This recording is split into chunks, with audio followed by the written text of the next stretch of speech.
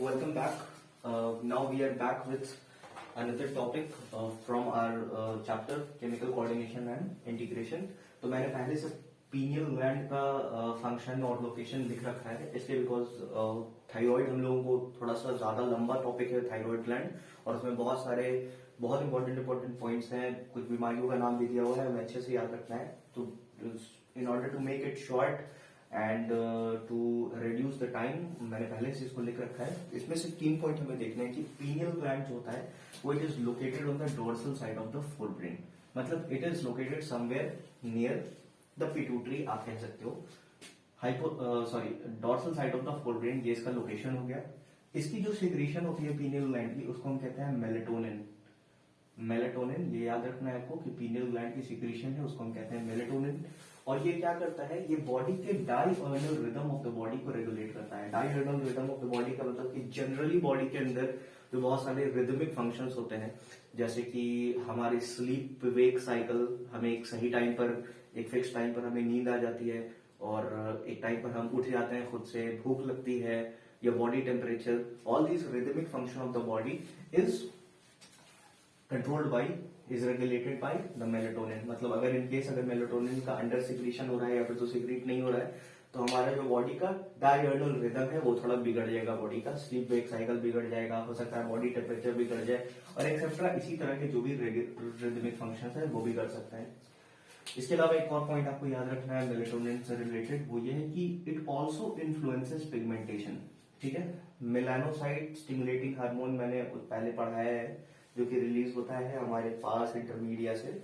और उसी की तरह ये मेलेटोनिन जो है वो भी पिगमेंटेशन को इन्फ्लुएंस करता है. कहीं कहीं किसी हद तक आप पिगमेंटेशन को ये भी इन्फ्लुएंस करता है. एक और चीज जिसको ये इन्फ्लुएंस करता है वो है आपका मेंस्ट्रुअल साइकिल इन फीमेल. तो इन फीमेल मेंस्ट्रुअल साइकिल को भी मेलेटोनिन काफी हद तक इन्फ्लुएंस करता है और ये भी एक रिदमिक साइकिल ही एक तरह से आप समझिए.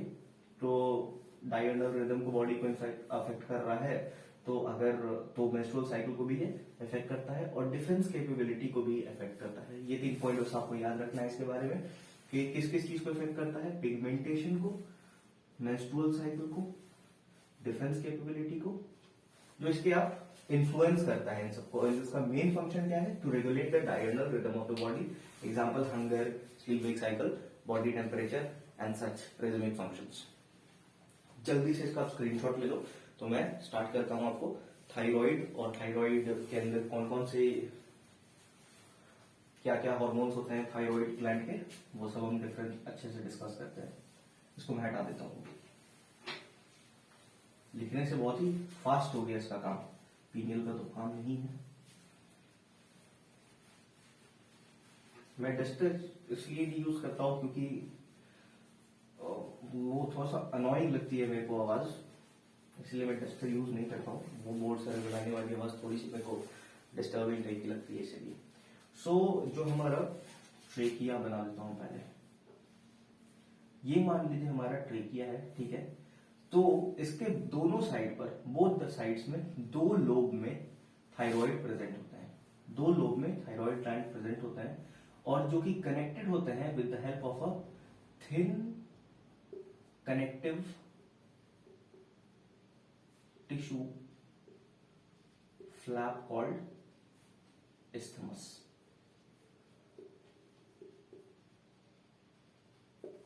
ओके, तो हमारा जो ट्रेकिया है, और ट्रेकिया के दोनों साइड पर 2 लोब्स में प्रेजेंट होते हैं हमारे थायराइड ग्लैंड्स. ये दोनों आप कह सकते हो यही है हमारे थायराइड ग्लैंड्स.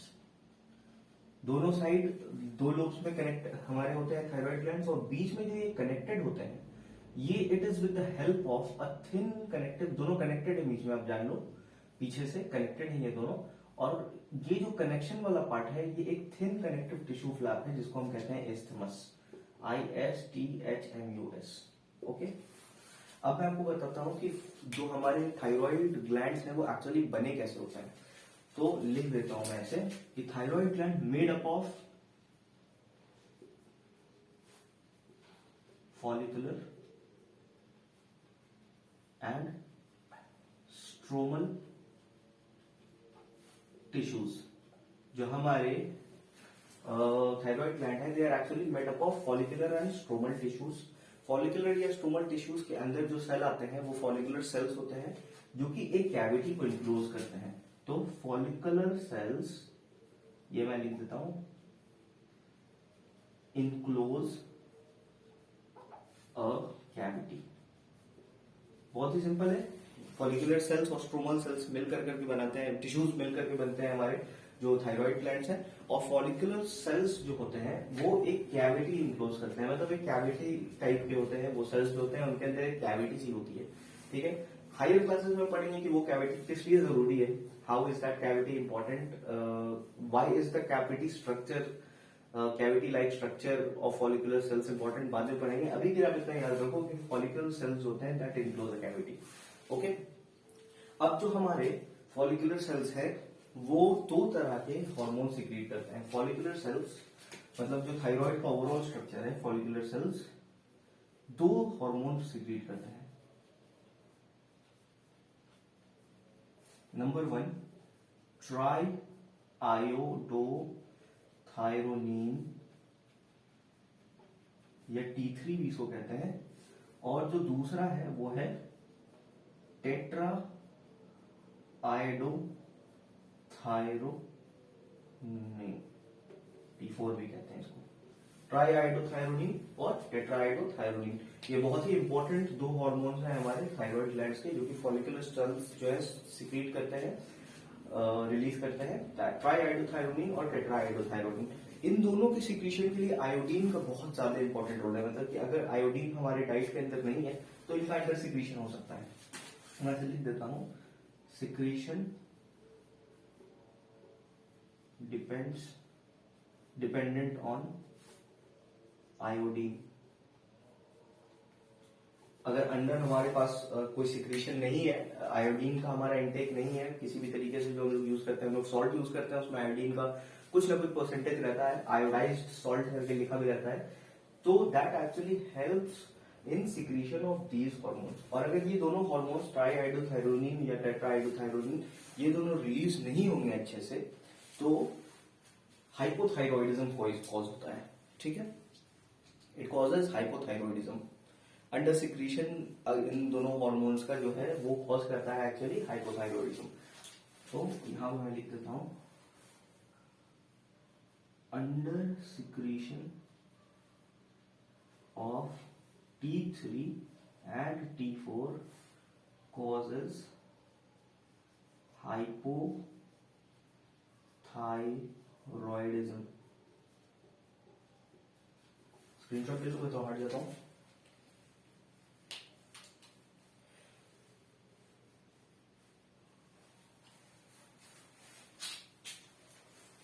एक और चीज भी है कि कभी कभी enlargement of the thyroid glands also take place because of the under secretion of these hormones that are actually linked with the our intake of iodine। अगर इसका अंडर सिक्रीशन हो रहा है तो एक और प्रॉब्लम है जिसको हम कहते हैं गोइटर। ये भी प्रॉब्लम अगर होती है थायराइड में, इनलार्जमेंट हो जाता है गोइटर का, इनलार्जमेंट हो जाता है, थोड़ा सा हमारे थायराइड ग्लैंड्स का इनलार्जमेंट हो जाता है इस केस में, enlargement of thyroid glands। तो हमने ये देख लिया कि अंडर सिक्रीशन क्या क्या कॉज कर सकता है। एक कंडीशन है हाइपोथायरॉयडिज्म जो कॉज कर सकता है, और एक और कंडीशन है गोइटर जो कि that is identified by the enlargement of our thyroid glands. गला फूल सा जाता है, उसी को कहते हैं हम लोग गोइटर। इसके बाद हम लोग एक्सोथैल्मिक गोइटर भी पढ़ेंगे जो कि एक और सीरियस कंडीशन है इससे भी ज्यादा। लेकिन अभी इसके बाद जो हम लोग को पढ़ना है वो है कि एक और बहुत इंपॉर्टेंट पार्ट है यहाँ पे कि अगर किसी मतलब एक किसी फीमेल में हाइपोथायरॉयडिज्म है और during the period of her pregnancy, तो वो क्या क्या प्रॉब्लम कॉज कर सकता है टू द फीटस, क्या क्या वो प्रॉब्लम कॉज कर सकता है, अभी उसको हम रीड करते हैं।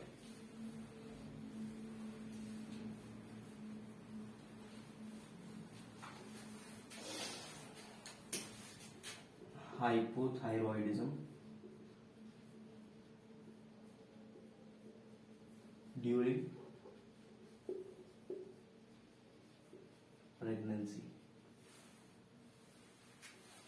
अगर प्रेगनेंसी के टाइम में हाइपोथायरॉयडिज्म है जो अगर एक फीमेल में, तो ये कॉज कर सकता है लो आईक्यू बेबी,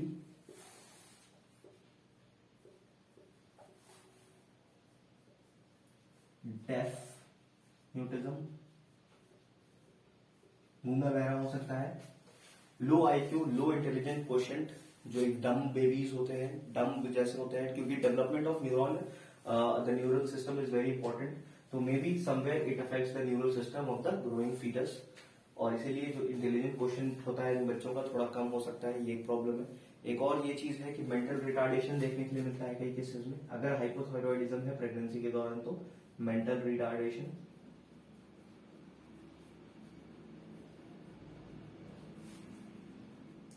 स्टंट ग्रोथ, ये वो प्रॉब्लम्स हैं जो अगर हाइपोथायरॉयडिज्म ड्यूरिंग प्रेगनेंसी होती है तो अकर करती है। और एक दो प्रॉब्लम और भी होता है, अबनॉर्मल स्किन कंडीशन, यस, क्योंकि मैं कोई भी पॉइंट को मिस नहीं करना चाहता हूं, इसलिए मैं देख भी लेता हूं साथ साथ। ये कुछ मिस तो नहीं हो रहा है कहीं, ऐसे में पढ़ाने के लिए तो बिल्कुल सामने सामने पढ़ा दूंगा आपको और सब कुछ समझ में भी आएगा, लेकिन बहुत सारे पॉइंट्स मिस हो जाएंगे, क्योंकि मैं चाहता नहीं हूँ। मैं चाहता हूँ कि इसके बाद अगर आप एनसीईआरटी एक बार भी अच्छे से कर लो या नोट्स इसके बना करके उसको अच्छे से कर लो, तो each and every point I want to include in my lectures. So ये 4-5 कंडीशंस हैं जो कि हाइपोथायरॉयडिज्म में होता है अगर प्रेगनेंसी के ड्यूरिंग हमारा हाइपोथायरॉयडिज्म है तो। इसके आगे जो है एडल्ट वुमेन में thyroid hypothyroidism also causes irregular menstrual cycle in adult women। Hypothyroidism के केस में, अगर हाइपोथायरॉयडिज्म आप समझ ही लो ना कि अंडर सिक्रीशन ऑफ T3 और T4 है, टेट्राआइडोथायरोनिन और ट्राइआइडोथायरोनिन जो हमारे थायराइड हार्मोन्स हैं, उनका अगर अंडर सिक्रीशन है तो हाइपोथायरॉयडिज्म होगा। उनका सिक्रीशन कैसे होता है? Due to the lack of iodine, iodine और भी बहुत सारे कॉजेज है, लेकिन एक बहुत जनरल कॉज ये है कि हमारा जो डाइट है उसमें आयोडीन की डिफिशियंसी है, तो T3 और T4 दोनों सीक्रेट नहीं हो पाते हैं। हाइपोथायरॉयडिज्म उसी की वजह से कॉज होता है। और ड्यूरिंग प्रेगनेंसी दिस कॉजेज, अगर प्रेगनेंसी हो के टाइम में हाइपोथायरॉयडिज्म है तो जो फीटल डेवलपमेंट को थोड़ा सा रिटार्ड करता है, वो लो आईक्यू बेबी पैदा होते हैं, डेफ म्यूटिज्म होता है उन बच्चों के अंदर जो हाइपोथायरॉयडिज्म से को झेलती हुई मदर, जो मैटरनल बॉडी है अगर उसमें हाइपोथायरॉयडिज्म है तो ये सब होता है प्रॉब्लम। उन बच्चों को मेंटल रिटार्डेशन होता है, स्टंटेड ग्रोथ होता है, अबनॉर्मल स्किन कंडीशन होता है बहुत सारे लोगों में। और ऐसा नहीं है कि बस ये हाइपोथायरॉयडिज्म के ही इसमें होता है, बहुत सारे अलग अलग कंडीशंस भी है जिसके अंदर ये सब होता है।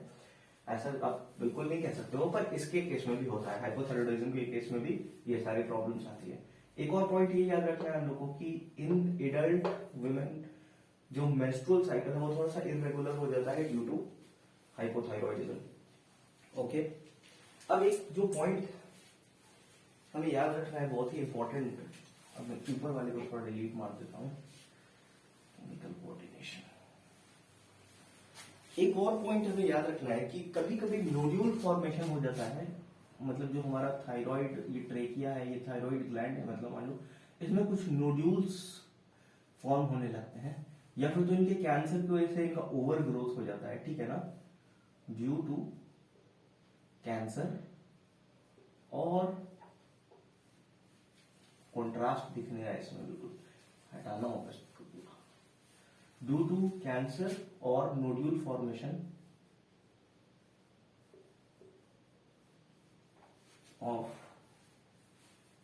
थायराइड। जब नोड्यूल फॉर्मेशन होगा तो ऑब्वियसली जो हमारी बॉडी में थायराइड ग्लैंड्स हैं उनका सिक्रीशन अफेक्टेड होगा, थायराइड हार्मोन्स थोड़ा सिक्रीशन जो है वो अफेक्टेड होगा। और ये इफेक्ट इस टाइप से होता है कि this causes the over secretion of thyroid hormones, nodule formation, there is an over secretion, under secretion का भी हम देख लिया, over secretion of thyroid hormones. over secretion of thyroid hormones which adversely affects body physiology। अब जो इन चीजों का over secretion हो जाएगा, किसी भी चीज की जो ओवर सिक्रीशन है उसका तो प्रॉब्लम है ही, हम लोग पहले भी देख चुके हैं ग्रोथ हार्मोन का ओवर सिक्रीशन से क्या प्रॉब्लम है। उसी तरीके से अगर थायराइड का ओवर सिक्रीशन हो जाता है तो, और ये भी बहुत बहुत इंपॉर्टेंट पार्ट है, ये भी इफेक्ट करता है बॉडी को बहुत ही बुरी तरीके से, और इस कंडीशन को हम लोग कहते हैं हाइपरथायरॉयडिज्म।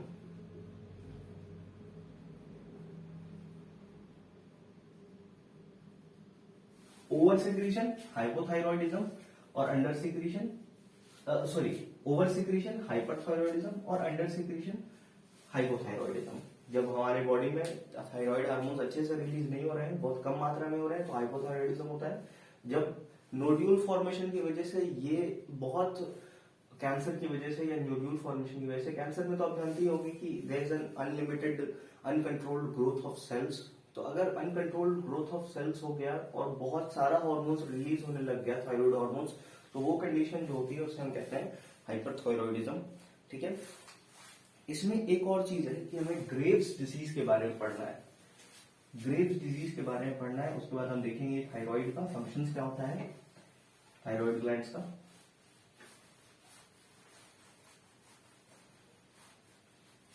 एक कंडीशन है हाइपरथायरॉयडिज्म की जिसको हम लोग कहते हैं एक्सोथैल्मिक goiter।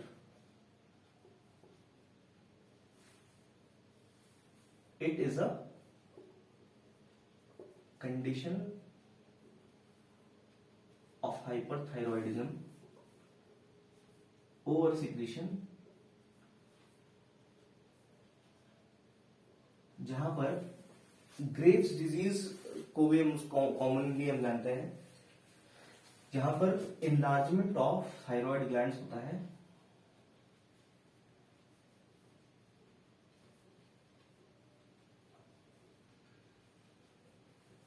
Number 1।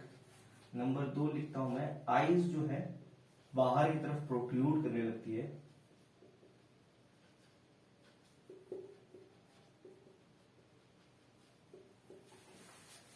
Number 3, increased basal metabolic rate होता है।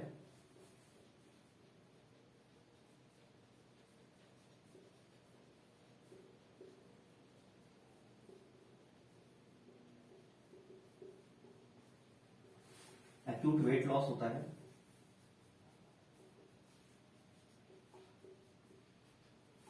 ये एक कंडीशन है हाइपोथायरॉयडिज्म की जिसको हम लोग कहते हैं एक्सोथैल्मिक गोइटर। और इसमें जो 4 चीज हम लोग को याद रखनी है कि इसकी कंडीशन में क्या होता है, वो है कि थायराइड ग्लैंड्स काफी इनलार्ज हो जाते हैं।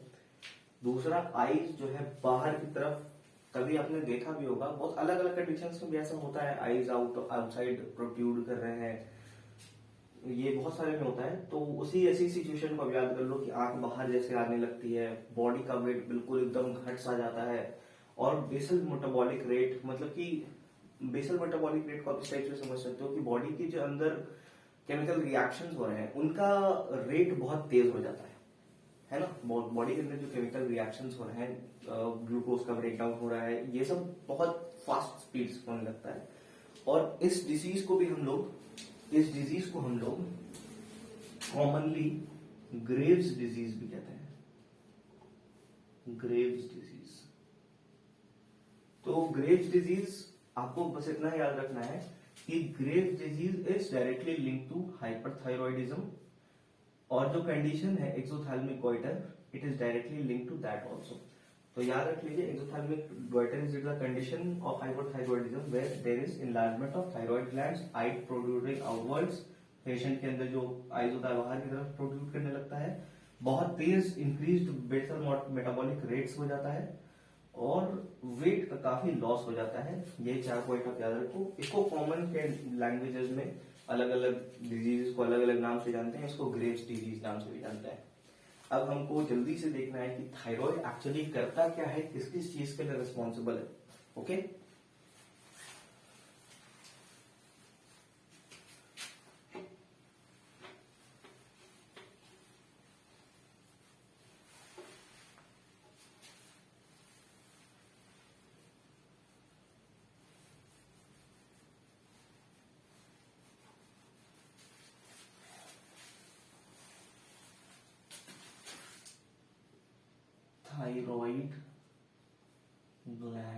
ये थायराइड हॉर्मोन्स का फंक्शन।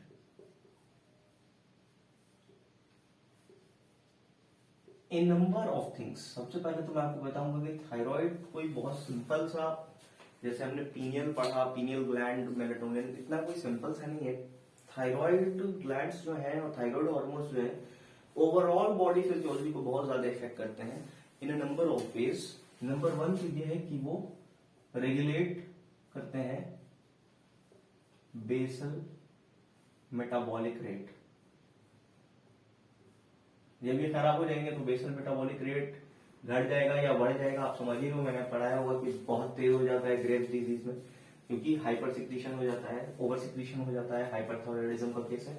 तो बेसल मेटाबॉलिक रेट जो बॉडी के अंदर केमिकल रिएक्शंस है उनका रेट बिल्कुल एक मेंटेन रहे, ना काफी स्लो हो ना काफी तेज हो, एक मेंटेन रहे, उसके लिए थायराइड हार्मोन बहुत जरूरी है। दूसरा है, बहुत ही अच्छा इंपॉर्टेंट पॉइंट है कि सपोर्ट्स आरबीसी प्रोडक्शन। जो थायराइड हार्मोन्स है they actually also support RBC formation, ठीक है। नंबर 3 जो है, जैसे कि मैंने आपको बताया कि बेसल मेटाबॉलिक रेट ओवरऑल जो बॉडी की केमिस्ट्री है, रिएक्शन है, उसको रेगुलेट करता है। तो आप ये भी याद रख सकते हो कि they regulate metabolism of carbohydrates, proteins and fats. ये तीसरा पॉइंट है हमारा। और जो चौथा पॉइंट है वो है हमारा कि दे मेंटेन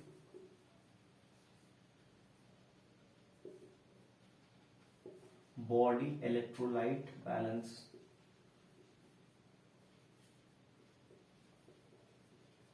दे मेंटेन बॉडी इलेक्ट्रोलाइट बैलेंस। ये 4 पॉइंट आप थायराइड हार्मोन के फंक्शंस है, ठीक है।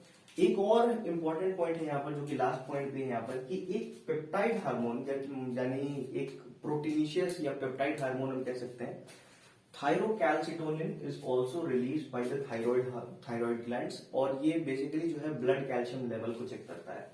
तो मैं इसी के लास्ट पॉइंट में उसको बनाकर लिख देता हूं कि thyroid glands also secrete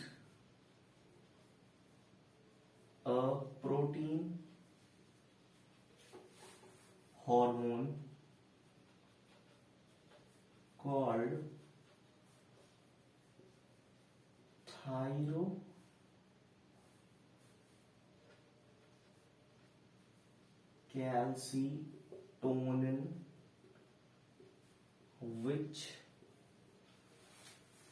regulates blood calcium level। ये 5 फंक्शंस अच्छे से याद रखना है कि रेगुलेट करता है थायराइड हार्मोन्स, मैंने पहले ही बताया। सबसे इंपॉर्टेंट पॉइंट तो यही है कि it regulates the basal metabolic rate of the body. Body की इंटरनल रिएक्शंस है केमिकल के, उनका रेट मेंटेन रखता है, स्पीड उनकी मेंटेन रखता है। दूसरा, आरबीसी प्रोडक्शन को सपोर्ट करता है। तीसरा, इससे मिलता जुलता ही पॉइंट है कि regulate the metabolism of carbohydrate, proteins and fats which is also a part of our body, हमेशा ट्रांजिट स्टेट में होते हैं। They maintain body electrolyte balance, ये भी एक इंपॉर्टेंट पॉइंट है। और एक जो ये आपको याद रखना यहाँ पर जरूर है कि थायरोकैल्सिटोनिन, कैल्सिटोनिन सा भी है तो याद रख ही लोगे कि कैल्शियम से इसका कुछ लेना देना है, टीसीटी से कहते हैं। Thyroid glands also secrete a protein hormone called TCT या thyrocalcitonin, which is responsible for the regulation of blood calcium level। Blood में कैल्शियम का लेवल भी होना चाहिए। बहुत अलग अलग जगह पर आप देखेंगे कि कैल्शियम का क्या रोल है। कुछ कुछ ऐसी चीजें हैं जो हमेशा बॉडी में ट्रांजिट स्टेट में रहती है, जैसे ब्लड के अंदर कैल्शियम, ये सोडियम, ये सब हमेशा कुछ कुछ स्टेट में रहते ही हैं। इनका बहुत सारा यूज भी है। कैल्शियम आप जानती हो, कैल्शियम की मास्किंग एक्टिविटी होती है, ट्रोपोनिन को से रिएक्ट करके मास्किंग एक्टिविटी हटाता है, एक्टिन फाइबर्स की, जो कि मायोसिन के साथ बाइंड करने में इजी होता है। तो ये सारी चीजें एक्चुअली ब्लड से ही कैरी होती हैं, और ब्लड के अंदर कैल्शियम का लेवल होना, एक लेवल पे होना बहुत जरूरी है। This hormones thyrocalcitonin actually checks that, regulates that. तो with this we have done the pineal and thyroid also. इसके बाद मैं आपको पैराथाइरॉइड कर लूंगा और थाइमस, दोनों बहुत ही छोटे छोटे टॉपिक्स हैं, वो दोनों मैं कर लूंगा। उसके बाद हम लोग फाइनली लास्ट पार्ट पर जाएंगे। इस वीडियो को शॉर्ट रखते हैं, यहीं पर खत्म करते हैं इसको। Please like, subscribe, share this video with your friends and please continue watching the next class also, which is going to be very important too. Thank you.